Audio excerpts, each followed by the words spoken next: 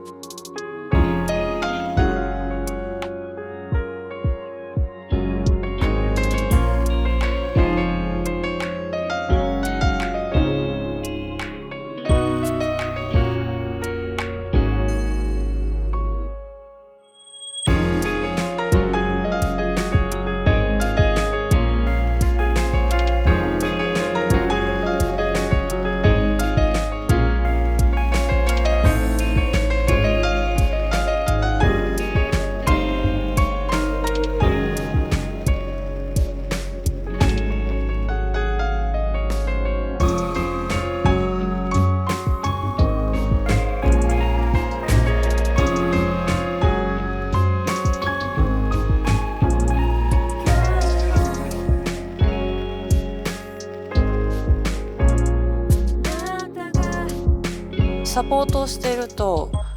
いろんなアーティストさんとご一緒させていただくので、もちろんアーティストごとに曲のジャンルも違うし雰囲気も全く変わってくるので求められてくる部分が違うんですけれども、もうその場ってすごく刹那的というか、二度と同じお客さんもそうだしスタッフも演者も集まることがないし、同じ会場でやることがあっても 100% 同じ条件で演奏できる機会っていうのは本当にありえないことで、自分の頭の中にある音を実際に鳴らすまでのそのスピード感が速いというか、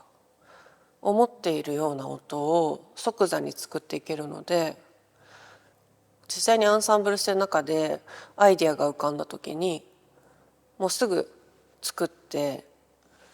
試していけるっていう部分もそうですし、濃度の音色の印象がやっぱり心に残っている部分が自分の中であって、例えば新曲これ演奏してみますってなった時に、この曲だったら濃度の音色使いたいなとか、割と一番最初に自分の中の引き出しとして出てくることが多いですね。この間札幌で入ったバンドがアレンジで基本的にメインキーボードとしてノードを使っていて、でそのバンドの楽曲とかは基本的にノードの音色で作られていたんですけど、そこにアディショナルな感じでピアノサポートとして入った時にいつも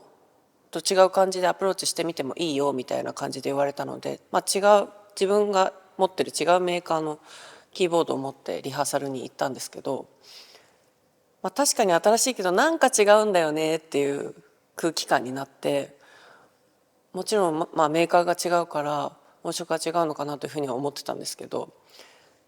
じゃあもういつも通りノードのピアノ持ってきてやってみようっていうふうになったら、これこれっていうふうに作られたアレンジに対してのこのノードピアノの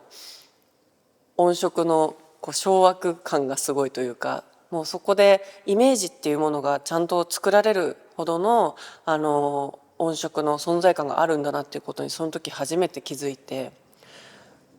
そういった意味で濃度の音色っていうものの個性だったり存在感っていうのは本当に唯一無二というか、替えが利かないものだなっていうふうに私はその時思いました。私は大学までずっとクラシックのピアノを勉強してきてたんですけれども、だからやっぱりその演奏感だったり、それこそ電子ピアノにプリセットされてるピアノ音源だったりっていうのはすごくいつも注目していて気になっていたんですけれども、どのキーボードも基本的にはすごく弾きやすいんですけれども、割と電子キーボードのこの演奏感っていうのはストンと落ちるような